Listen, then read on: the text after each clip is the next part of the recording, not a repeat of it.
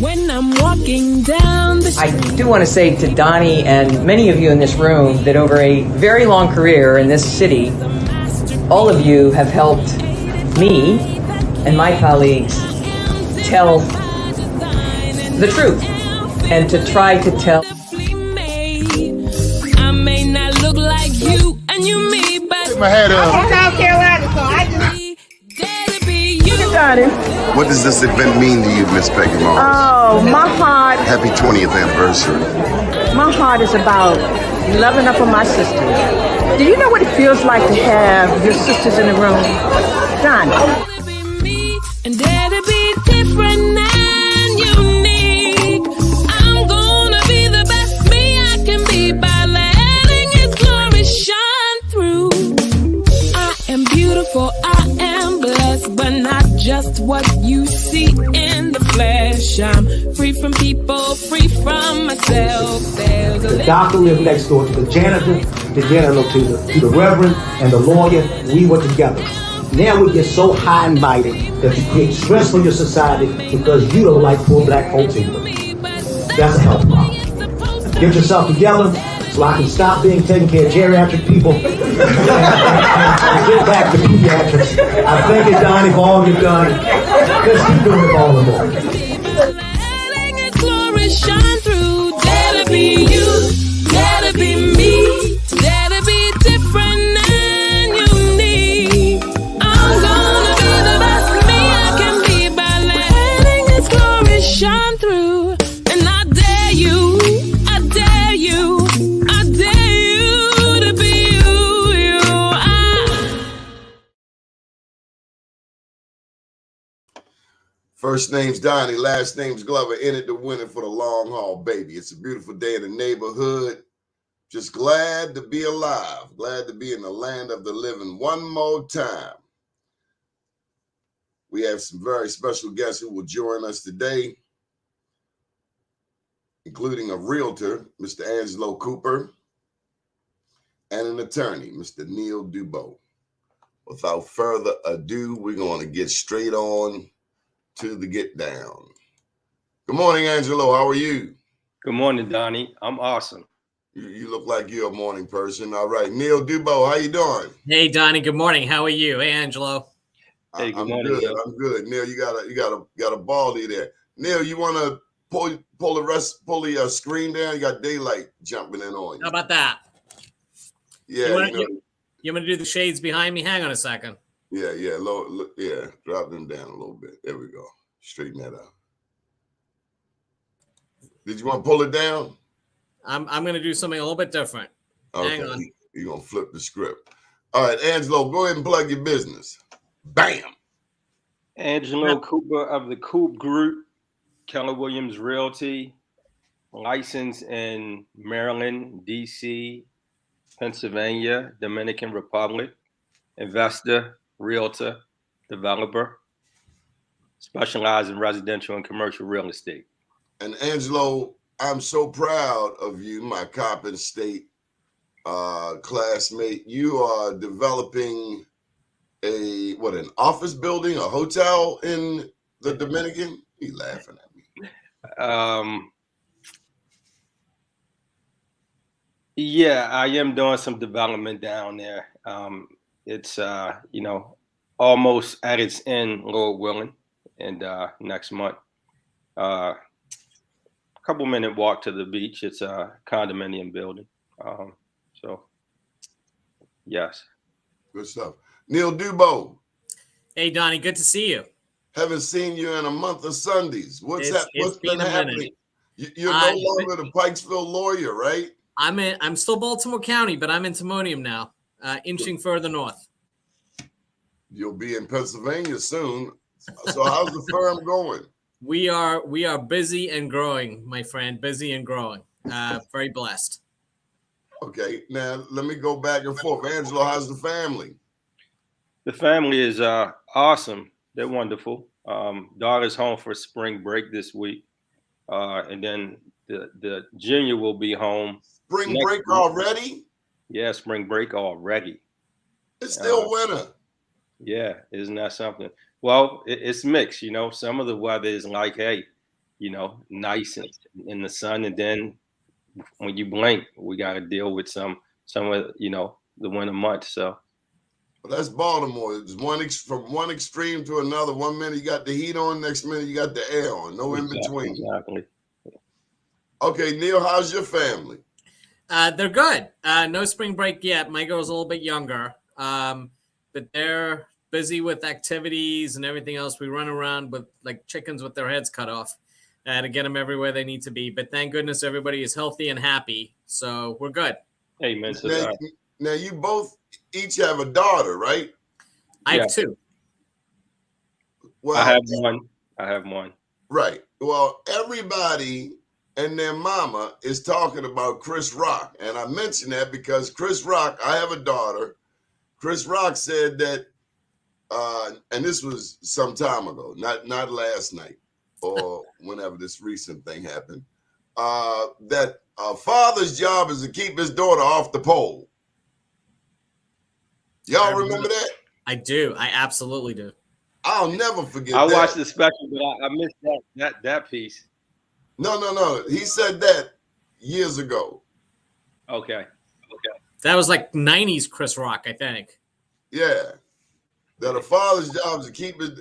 So Angelo, did you see the special? What is everybody talking about? I haven't seen it. I haven't seen it either.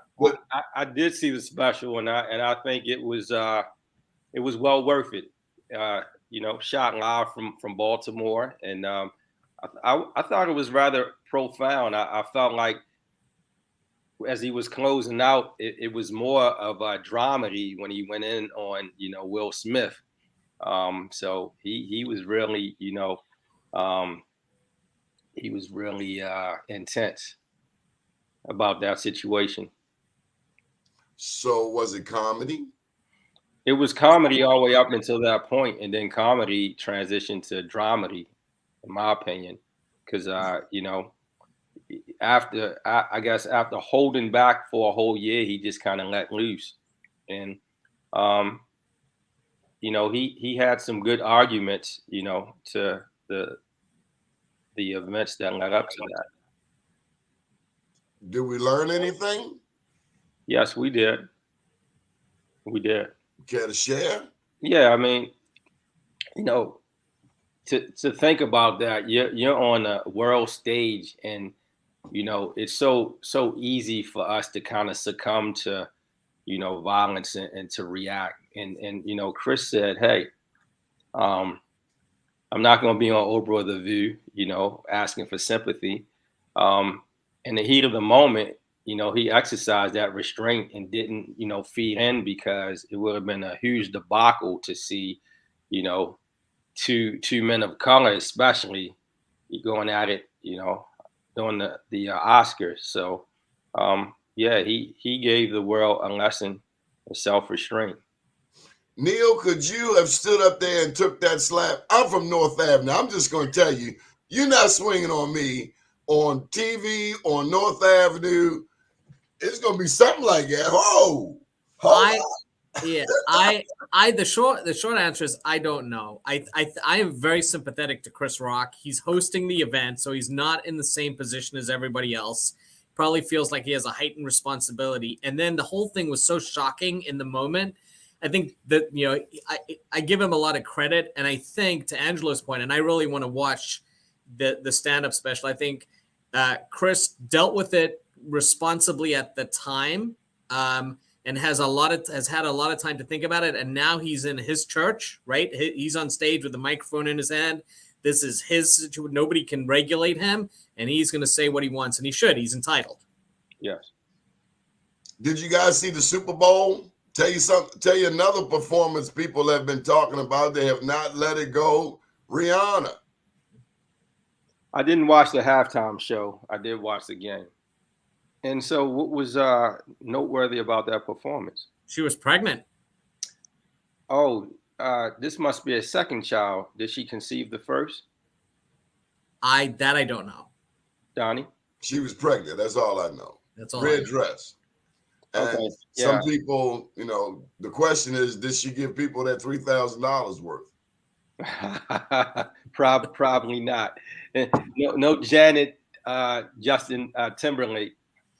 Remember that Super Yes, Bowl? I do. Also a long time ago. Yeah, hey, but that was very monumental. You know, That was the wardrobe malfunction, right? exactly. Yeah, I remember that one.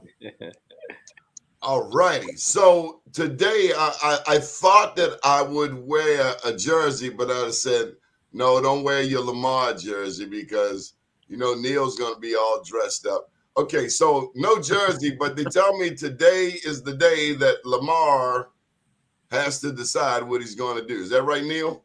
I actually think it's more the Ravens get to decide what they're going to do. But yes, Okay, so what's your take on this whole Lamar?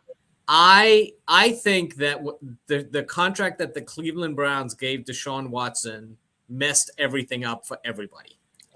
They way overpaid him. It was a crazy contract, and now you're Lamar Jackson going, look, I get one shot to get paid, right? I'm coming up in free agency. I'm in a league where shelf lives are short and there are no guaranteed contracts. This is my payday. And I'm one of those people who never begrudges professional athletes getting theirs when the going is good. And Lamar is sitting there going, I got an MVP, right? I need to be in the same $200 million bracket as Deshaun Watson because he got that and he doesn't have what I have in terms of credentials. And I understand from the Ravens' point of view saying, look, we can't keep you on the field and keep you healthy. And running quarterbacks tend to get less effective as they get older with more wear and tear. So we're kind of at this impasse, right? Like he wants the contract that he thinks he's entitled to. And the Ravens are saying, we want to give you money, but we ain't giving you that. So you understand sales. You get what you negotiate. In both of your dealings, you both understand, you know, and I would think even more so you, Neil, but, you know, real estate's no game. That's your livelihood too, Angelo. You get what you negotiate. Should he have an agent? Yes. Yes. Always yes. It's like going to court without a lawyer, right? That's exactly right. He's a professional football player, not negotiator. The stakes are way too high. So you don't buy, neither one of you buy the agreement that he's betting on himself. Angelo, you want to take that one? No. I appreciate him betting on himself, but I also understand, you know, I think the Ravens offered him $133 million is what I heard, but only a portion of that is guaranteed. And again, the Deshaun Watson contract just really threw everything off because Lamar is looking at Deshaun going, why am I not getting that? And the Ravens are saying, because we're not paying it to you. Just because the Cleveland Browns are crazy doesn't mean we have to be. Yeah. There's no I in team. And so I do understand you have to get it while it's there. However, the Ravens, they're a more balanced team. And if they give all this money to one person, then they're not going to have any type of freedom to bring on other talented people. It's also about the hardware. You know, you want to make a name for yourself, and you don't necessarily make it based off of your price tag. You make it based off of your achievements. And, you know, hey, after multiple Super Bowls, and that's one thing. I mean, look at a Tom Brady who was very compromising when it came to the team and cementing his legacy and history with respect to all these Super Bowls. He didn't do that because it was about himself. He always, you know, took the sacrifice for the sake of the team. And look at where he is now. So I feel like, you know, those opportunities, even if they create themselves in a different capacity, will be there. So I just think that he can't be short-sighted. He needs to have foresight and be well-rounded and look at the whole picture. I agree with that, but I want to disagree slightly, which is to say that we have to be mindful, and I'm going to sound a little mercenary like when I say this. You know, we love professional sports because it entertains us, but to the players, it's their job. That's their career. And when the opportunities present themselves, just like the rest of us, when we're doing really well, we want to get compensated. fairly for the work that we do and take advantage of the going when the going is good. I don't know why that should be any different for professional athletes. So if Lamar thinks he can get more money somewhere else, and God bless him. No, I agree with you, but and that's the other part to that. I don't think Lamar can go someplace else and get that much money. Cleveland had nothing else going for itself, so you spend all this money on one person, and that won't equate to any championship. And none of these other subpar teams will be able to, bring about the Super Bowl, the big game. So, do you all think that the Falcons are going to pay him that kind of money? No, not with what they'd have to give up in a trade. Exactly. And you know what? If he goes to the Falcons, then I'll win, because I'm a PSL owner down there. So, and full disclosure, I'm actually a Falcons fan. So. Oh, wow. So we need to talk about you getting some seats. Games to some seats. Yeah. At least to some games, rather. Angelo, for a first-time home buyer who owes student loans, say $125,000, can they still buy a home? Yes, they can. G's talking about no emotion. I mean, you didn't smile, you didn't frown. Like, well, they can, and so that sounds like a very, very high price. I'm dangling the carrot, because if I tell them how they can on here, then they're not going to call me. They may call someone else. But rental prices are soaring through the roof, and so if you gotta live someplace, you may as well own it. It's absolutely possible. And so yeah. Everybody's talking about this recession, though, Angelo. They say a recession is coming. We're in the middle of it. They say that nobody wants to work, that unemployment is through the roof. People rather stay home and get an unemployment check or collect maybe a welfare check from social services. What's happening to the economy? Are interest rates up, down, good time to buy, bad time to buy? Who wins right now? Well, they're going back up to slow inflation. You have a lot of these big corporations and companies that have, really taken advantage of the shortage of the supply chain. And so prices are going through the roof. And so, I mean, I get it. These corporations are making, money hand over fist. And so if they feel like it's going to be at the cost of creating a recession, then we'll all lose. So it is a responsibility of the government to bring some decency and order in place, and that's why rates are still going up to slow inflation, and hopefully these big corporations will say, hey, you know what, some money is better than no money, because if we're driven into a recession, then people won't be spending any money on these things. They'll be cutting back tremendously. Neil Dubovsky, President Biden has made student loan forgiveness a hallmark of this administration. Your thoughts? If I'm the Biden administration, I wouldn't get too invested in the fact that that's gonna stick around for too long. I think the Supreme Court just heard oral argument on this last week, and I don't anticipate it holding up. And to be cynical about it, because it is politics, and I think cynicism is a big part of it. I think that they knew that when they signed the executive order. I think that it was done by the Biden administration to get a political win before the election to try and boost support among younger voters, in the knowledge that eventually the Supreme Court was going to determine that it was unconstitutional to do that. That is what I think was the political calculation there. And how's that working out? Do you see Biden get reelected? I still am not sure that he's going to run for a second term. I know that he says he is. I mean, he's going to be 82 years old running for reelection. He'd be 86 at the end of his second term. And it's so difficult for me to picture He that. won't be running, Neil. He won't be running. He'll be walking maybe, but he won't be running. He'll be stumbling. He'll be stumbling. He'll be walking very gingerly, right? I think if it was me advising him, and maybe this is wishful thinking on my part, I'd say to him, look, you had, by all accounts, a relatively successful first term. He enacted, I know there's been a lot of criticism of him, but he actually enacted a fair amount of legislation that was relatively significant.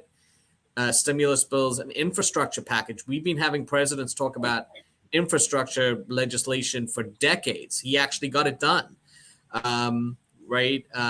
Major funding bills. He did stuff, right? Now, not everything hasn't been perfect. There's an argument to be made that he says, look, I saved the country from Trump. I had a pretty successful first term. We held the Senate in the midterm election. I'm going to step aside. I've done my job and let some of the younger blood come in. And, but that's my hope. And again, maybe it's wishful thinking on my part. Neil, do you recall J6? Yeah, I do. Well, there are a lot of people who say to hell with J6. They like Donald Trump for president. Yep. Is that not the scariest damn thing ever? I don't even think scary. Yes, it is, but scary isn't even the word that I would use. It is depressing. Neil, what would happen if black people would have scaled the walls of the Capitol?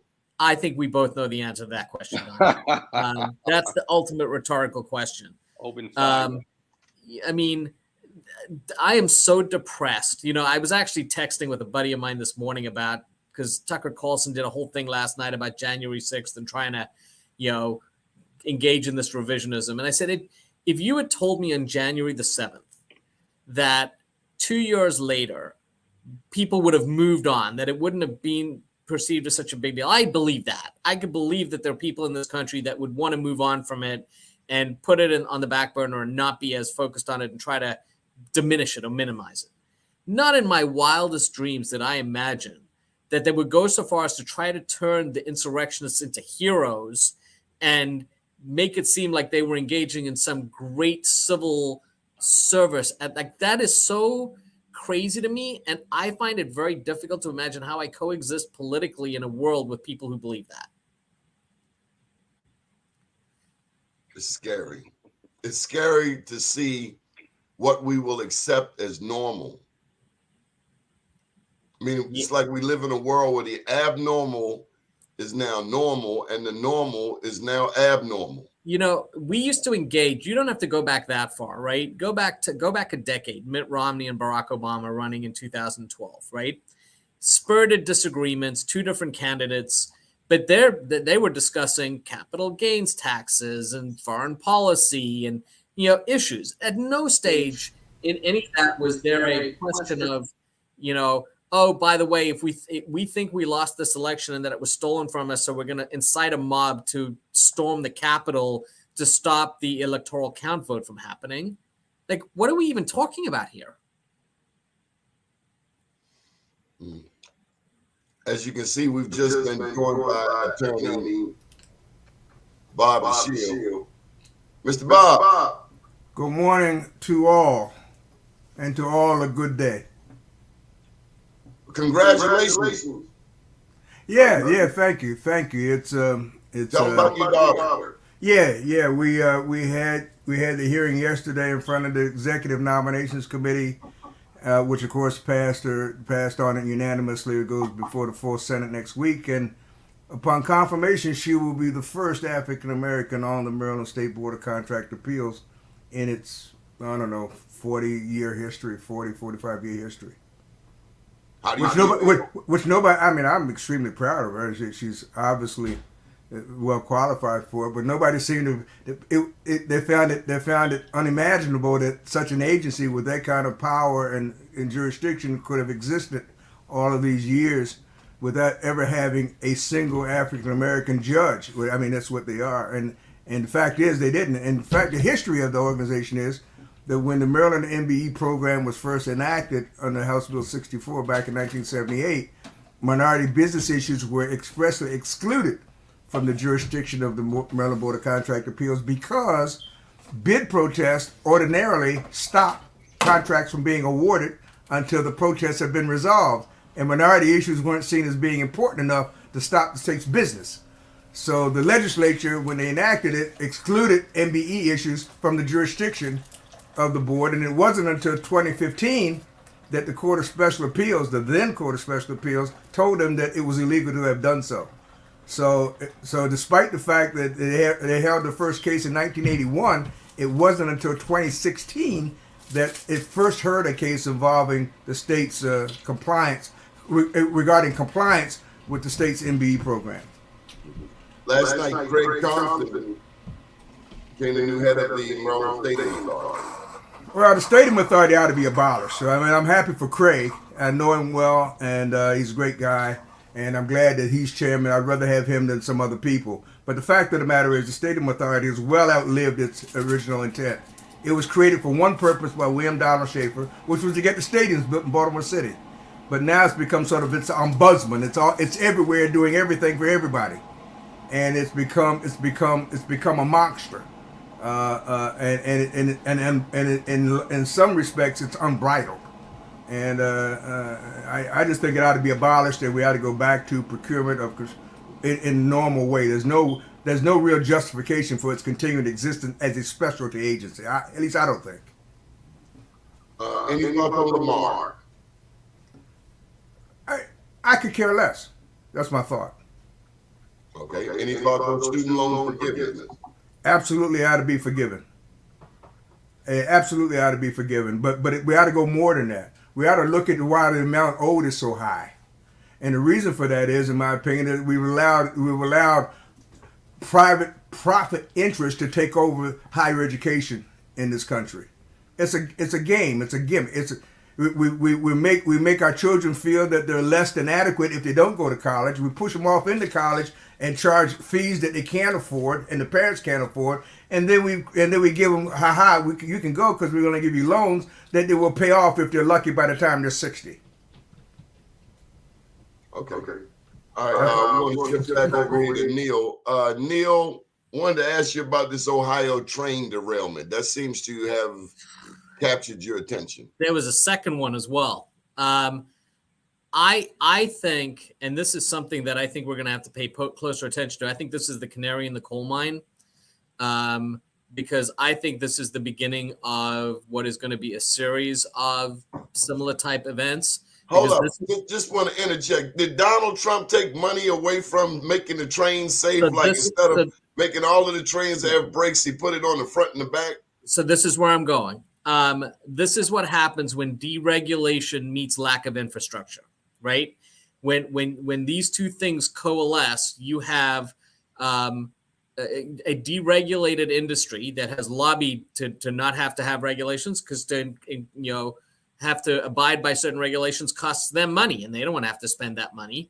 And so it reminds me a little bit of what happened that led up to the financial crisis in 2008, just decades of deregulation and lobbying by banks to remove certain things that acted as safeguards to ensure that the system worked.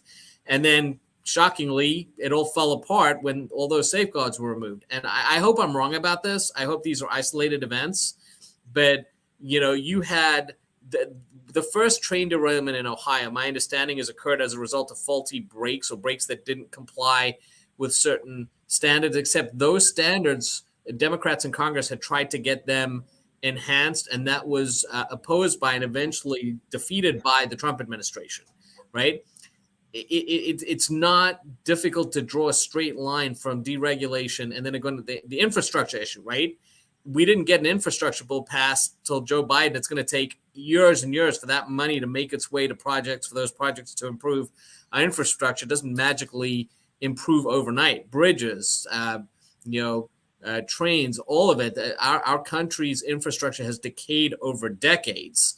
And again, when you combine those two things, my strong fear, and again, you guys can tell me I'm doom and gloom, and I really hope I'm wrong about this, is going to start becoming the new normal. Neil, should we be sending $1 billion to Ukraine, or should we be using that $1 billion to fix our damn infrastructure here in America? My opinion on this may not be the most popular. I think we can walk and chew gum. I think certainly we need to be spending that money domestically, and I think it's long overdue. We sent $50 billion to Ukraine off the break. I mean, there's a very strong foreign policy argument strategically to be made for funding Ukraine in their war against Russia, because if Russia wins that war, Russia and China, don't forget China. China's watching. There's a huge geopolitical impact to Russia defeating Ukraine, and rather than us confront Russia directly and send American soldiers and men and women into an armed conflict that would be inevitable if Russia wins the war in Ukraine, it is far better for us to send money to arm the Ukrainians. But that's my personal opinion. But I don't see that as mutually exclusive from domestic funding. I think we should be doing both.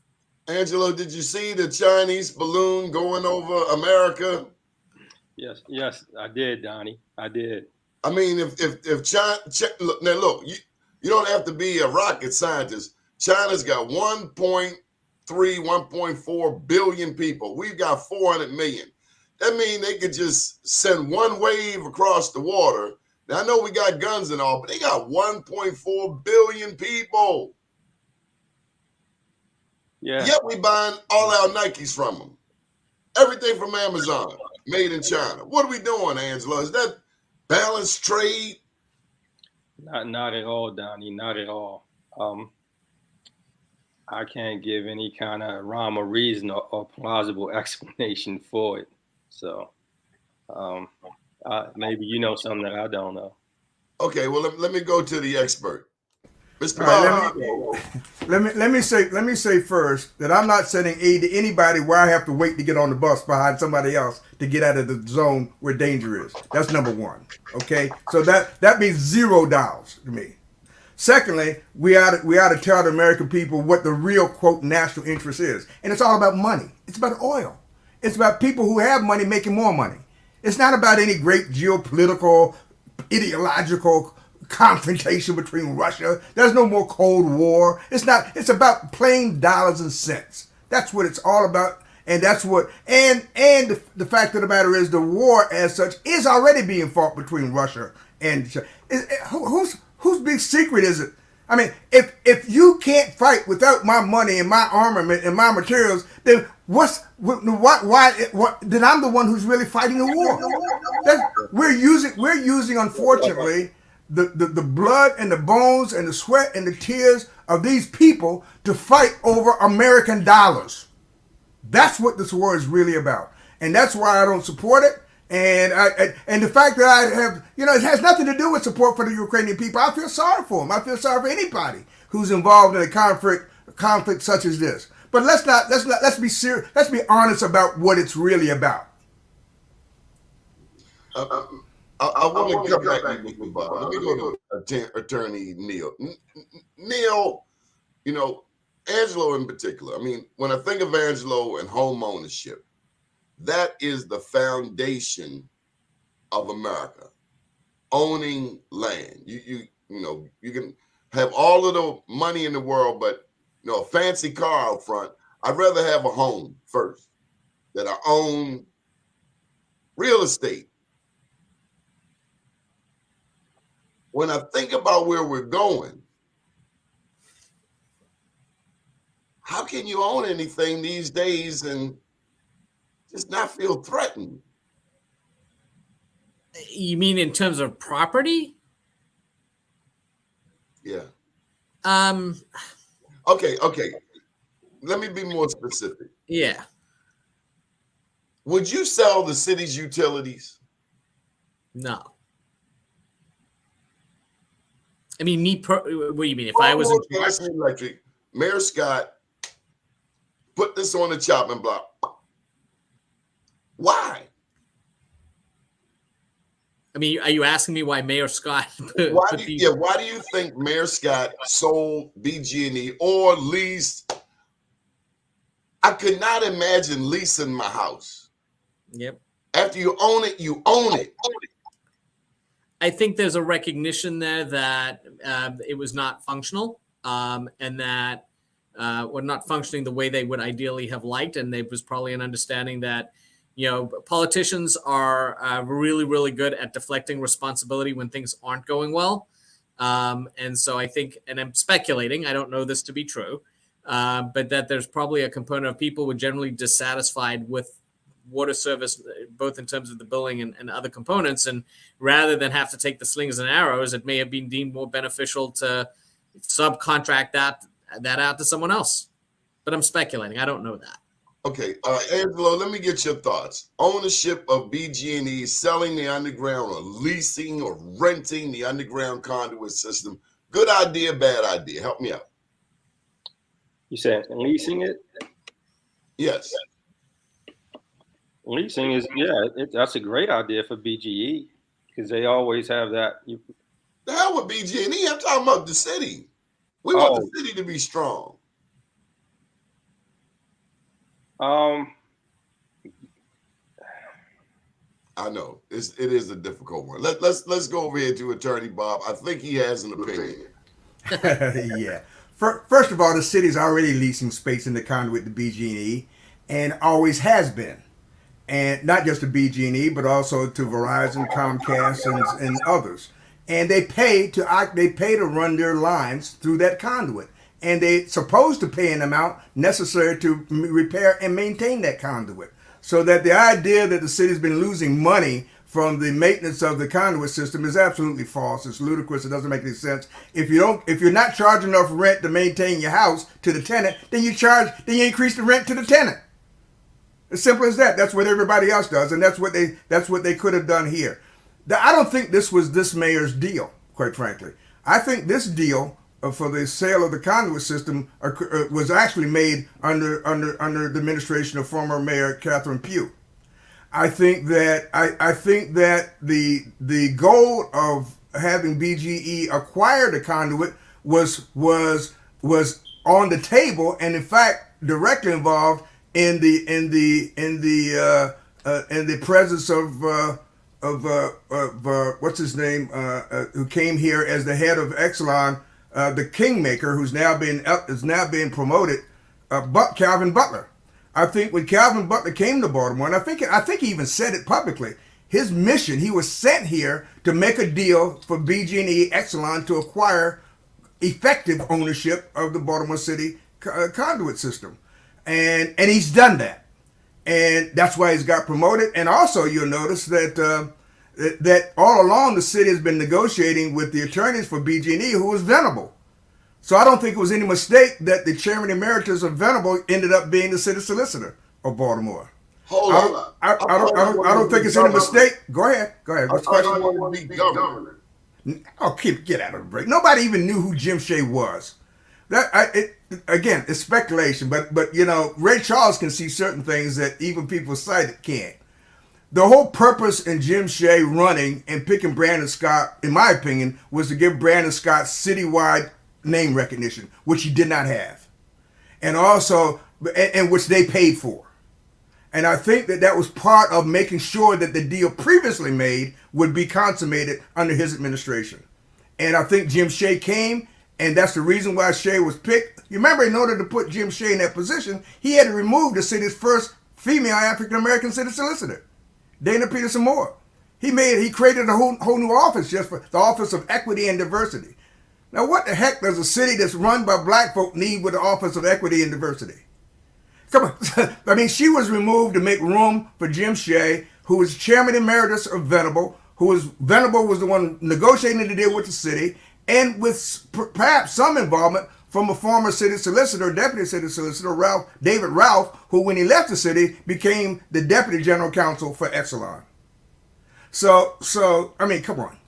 Again, I'm not a conspiracy theorist, but I'm not going to ignore the dots. And if they're on the board, I'm going to try to connect them. As they say in the street, pimping ain't easy, but somebody's got to do it. Neil? As Robert was talking, it reminded me there was a great movie, a Batman movie, like 15 years ago. And there's a scene in the movie I can't help thinking of where one of the characters becomes a detective and says something to his lead detective about a coincidence. And the response is, "You're a detective now. You don't get to believe in coincidences anymore." I think, to his point about connecting dots, right? There's a lot of coincidences going on there, right? At a certain point, are they still coincidences? Neil, any thoughts on minority business enterprise? That's something that's very near and dear to my heart. Sometimes I wonder if it's just a game, a dangling carrot. Your thoughts? I mean, look, like you, I think that the premise is incredibly important. I think, as you do, we all believe that if given the same opportunities, that minority owners would thrive and do thrive when they're given the opportunity that others have had. I'm not sure how effective the implementation has been. And I think I give a lot of credit to you and others who have been beating that drum for a long time. But I can also understand how, like me, you end up with no hair because it is like you keep moving that boulder up the hill and then it rolls back down again. Kind of like Sisyphus, the Greek tale, right? There you go. He pushed the ball up the hill, he got knocked back down until halfway up, he just smiled. Donnie, I know it's your show, but I want to ask you a question since you raised it. How do you feel today compared to how you felt 10 years ago about that issue? Are you more optimistic? Are you more pessimistic? What progress has been made? I mean, where are you? You've been immensely involved in all of it. I like Republicans because they make phone calls and you go get some business. I don't like having to go through proving that I'm a minority. I just want to do business. And I like people who like to do business. I find with the Democrats, I remember when Martin O'Malley first got into the governor's office. During the campaign, hey, Donnie, we need this. Hey, Donnie, we need that. Hey, Donnie. After the election, Donnie, I want you to go to the state's website and fill out a MBE form. I don't like that. I like people to pick up the phone. Oh, okay, call so-and-so over there. Yeah, he's waiting on you. She's waiting on you. Go over there. I like business. I don't like a lot of subterfuge and filling out a lot of damn forms. I'm trying to go to the bank. Wait, I'm sorry. Are you suggesting that Democrats take the African American community for granted? 1 million % elections. 1 trillion %. When did that start? He said sarcastically. I mean, the Democrats have been doing that for years, right? We wouldn't have a black governor if it weren't for the Republicans. I've always said, to your point, if the Republican Party actually displayed an ounce of genuine caring or strategic understanding, there's a real opportunity in the minority community in America, which the Democrats just have taken for granted for a long time. The problem with the Republican Party is they went all MAGA and went exactly the opposite way. Angelo, any thoughts on minority business enterprise, filling out the form that's I guess a carryover from the federal government and the federal 8A program? Do you make money off of minority business enterprise or being certified as an MBE? I'm not certified as an MBE, and I'm pretty blessed. Yeah, I agree. Who wants to deal with a whole bunch of bureaucracy? You just want to kind of get straight to the point. I mean, your reputation precedes you, All right, we'll go over here to the expert. Well, we've all been bamboozled, Donnie. First of all, we're bamboozled by this notion, by this so-called two-party system. The reality of it is the real primary purpose of the Democratic Party and the Republican Party is to maintain their own power base. They don't really give a shit about anything between black, white, yellow, green, or otherwise. So we've been bamboozled. If the people wanted real power, there wouldn't be closed primaries. You'd be able to go vote for whoever the heck you wanted to without regard to what party. But the two major political parties will never see that because that would be the dilution, diminishment of their own individual political power. The notion that Democrats own black folk is ridiculous. The Republicans would own black folk if they could come up with a reason for black folk to own them. But the problem with the Republican is they've in order to achieve a gain power, they've accepted the low end under the umbrella. You can't, if you're going to be a Republican, you got to hold your nose because the Proud Boys are part of are in your camp. You gotta hold your nose because the Oath Keepers are part of your camp. You gotta make pretend they're really not part of your camp, but you know they really are part of your camp. Yeah. So I and frankly, I don't know why it took me so long. I just became an independent a few months ago. But you would never get me to join the Republican Party because as it stands, you make me. I can't join unless I'm willing to accept the premise that party trumps everything. Pardon the pun. And that premise that party, Democratic or Republican, trumps all other issues and all other causes is how we've got bamboozled in the first place. So we had to abandon that. As far as minority business is concerned, give me what you gave the homesteaders in 1862 when you wanted to help them get started. Give me my 140. Give me my 160 acres per family. Or the 320 as it originally started in 1862. Give me the land. Land is the only real asset. You are right about that, Donnie. All this other stuff, crypto coins and stock market, it's a big Ponzi scheme. The only real asset is land. And America owes black folk a debt that ain't been paid. I don't want affirmative action. I don't want 10%, 29%, or 30%. Pay your bill and you got no problem with me. Pay your bill. I'm good with that. But that's the problem. There's an outstanding debt there, and I suggest to you that there will be no peace, there will be no settlement, there will be no equality until that debt is paid. I can't win the race when the other guy is already 400 years ahead of me, wearing the shoes that were created and manufactured from my assets, from my labor, and from my ingenuity and from my investment. How can you expect me? How can I catch up unless you're going to slow him down? And the only way to do that is pay your bill. Angelo, Dr. Martin Luther King said that we are 300, back in the 60s when he made the speech, that the African American, the black person, the Negro is 344 years behind. And that came with a special treatment of black people. He said that in order to move forward, in order to even have some semblance of catching up, there has to be something special done. Your thoughts on how to move the needle forward for black America? Right. Equality is the first thing. Yeah, I think about all this PPP stimulus money and yeah, to kind of go back to what the attorney DeShiel says, reparations. If you actually paid your debt to Black America and you assigned them with a financial advisor and you gave them that money, then that's a start in the right direction. The funds are there, so yeah, that's a start. Home ownership, real estate, that is the real wealth. Yes, definitely. Buy land. God isn't making any more of it, right? That's what this country's built on. We built this country, so yeah.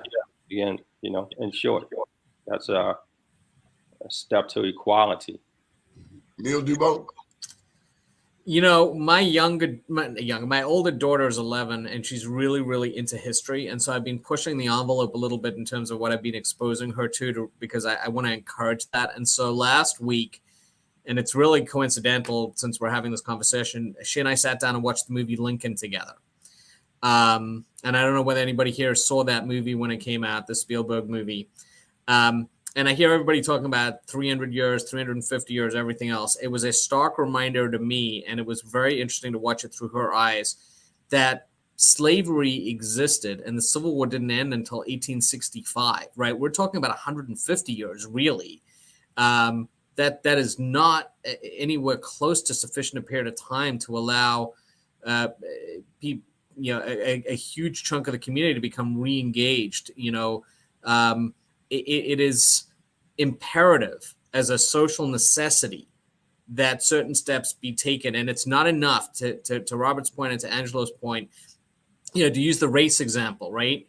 You start a race and you give somebody a huge head start. Well, we got to the 1960s and then we said, okay, you know what? This was all wrong. We're going to enact civil rights legislation. We did it incrementally through the end of slavery and some other things, but Jim Crow still was very much in effect. And then all of a sudden we get to the 1960s and we go, okay, now we're actually going to make efforts, and those efforts, continue to this day. But that doesn't undo the head start that the rest of the population had up to that point. It doesn't make it a fair race to give somebody a head start and say, oh, you know what, that wasn't fair. We're going to remove the ball and chain from the second runner and now give him the same pair of shoes that the person who's already got that big head start had. Okay, now we're good. Right now the race is fair, even though you're so far behind because you have the same equipment now. And so I agree with everything they said. It's just amazing to me how close in time some of this history is.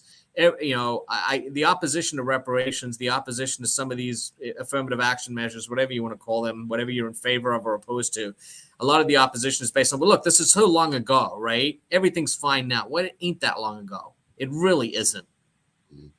Angelo, we got one more thing I want to bring up before we close the show out. Angelo, you're married, right? Yes. You have a family, right? I do. Do you know about the Murdaugh trial? I do not. So the state of South Carolina versus Richard Alexander Murdaugh was the trial of an American former lawyer for the murder of his wife, Maggie, and a 22-year-old son. You don't know about that? What do you think should happen if somebody killed his wife and his child? I can't weigh in on that unless I know all the circumstances, right? But, it was it self-defense? No, it wasn't no damn self-defense. Okay, we're going to hear from a couple of lawyers on this. Yeah. Let's go over here to Attorney DeShiel. I think he knows about the case. Well, he's already been convicted and has been sentenced to 2 life sentences without the possibility of parole. But for somebody to do that, they've got to be sick. Number one. But that trial is over and the sentence has been imposed. And I want to say this before you cut off. But there's another way that we've been bamboozled, and that is this whole notion of integration versus segregation. Let's be honest about something. Look, I hang out with the people who I know and grow up with. That doesn't make me a racist. Neil does the same thing. That doesn't make him a racist. Segregation should never have been the goal. Integration is never the prize. What is the goal is the equitable distributions of God's assets to his people. Period. It has nothing to do with. I'm always going to hang out with the people I know, and that doesn't mean I have something against the other people. I just don't know them. There's no problem. And conversely, the people who I've gotten to know over my career, and many of my clients now are not black, right? The people I've gotten to know, because I've gotten to know them as human beings, we are friends today.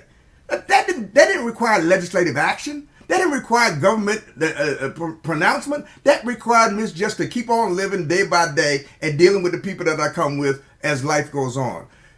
What killed black business, Donnie, was not the bombing of Tulsa or Rosewood or those places. What killed black business was integration. Because the minute we could go to Ruth Chris, we stopped going to Sampson's. The minute we could go to the white establishment because we were told and trained that it was always better than anything we could produce on our own, we stopped using our own. And let me say this one final thing. The theft was not just of labor. It was not manual labor as we're given to believe of slavery. I'm talking about intellectual theft. I'm talking about the theft of all the patents associated with all the inventions that we take for granted today. Everything from the vacuum cleaner to the clothes dryer. To the spark plug. To the spark plugs. We didn't get those patents. Even Jack Daniels. We didn't own those patents.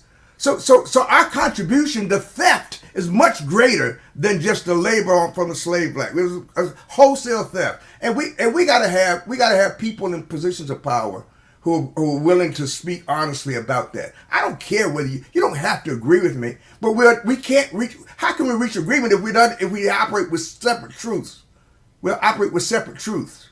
We can't do it, and we can't begin that until people are willing to abandon this traditional notion that somehow or another we didn't become citizens until the 13th Amendment was passed. No, I became a citizen. We became citizens the same way everybody else did. When you got off the boat, no matter what part of the boat you got off of, when your feet hit the ground, you became an owner of this property called the United States of America. Yes, other people denied us full rights for a period of time, but that doesn't mean they didn't take away that which God had given us because they didn't give it to us in the first place.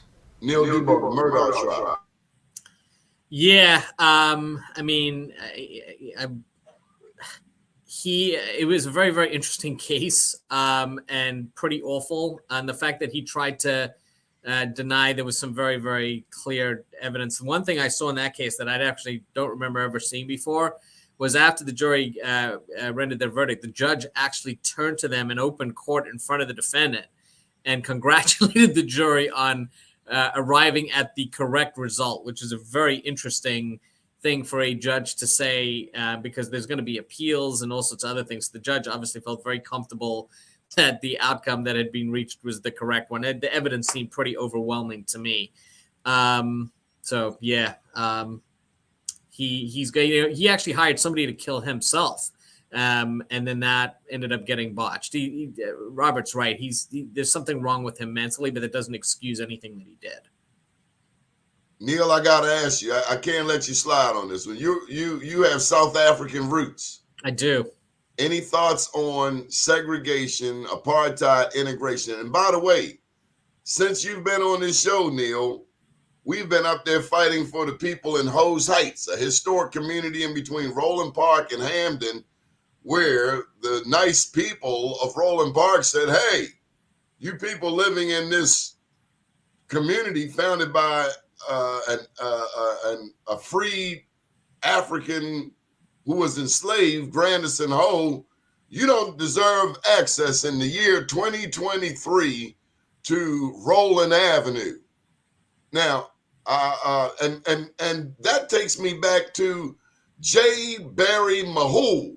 He was the mayor of this city, 1907 to 1911. In 1910, he pushed forth this legislation, this ordinance that said blacks couldn't move into white neighborhoods and whites couldn't move in the black neighborhoods. Now, I got to get your thoughts on the father of segregation, because segregation and apartheid are synonymous. They very much are. And I grew up in apartheid South Africa. And what Robert said a few minutes ago was very, is not only dead on, but it was very impactful to me. And it makes me think, these things improve slowly over time, and they improve generationally. And here's what I mean by that. Growing up in South Africa, the people that I associated with, the people that I was around as a child, as a teenager, were people who looked like me, in part because we had segregation that was legal, right? Not what Robert was talking about, which sort of people self-sorting. But in South Africa, it was legal segregation, right? People of color were not allowed to live in the same communities. And so eventually you get to the age where you realize, look, this isn't right. Apartheid ends. And then, like me, you get older, you get married, you have your own kids. And what you pass along generationally to your children, and I think this is ultimately where we really make a difference, is to ensure that my kids have a different experience, right? To ensure that my kids don't ever have the same thought about engaging with different ethnicities, different cultures, different races, that it is their norm. Because I was deprived of that as a kid growing up.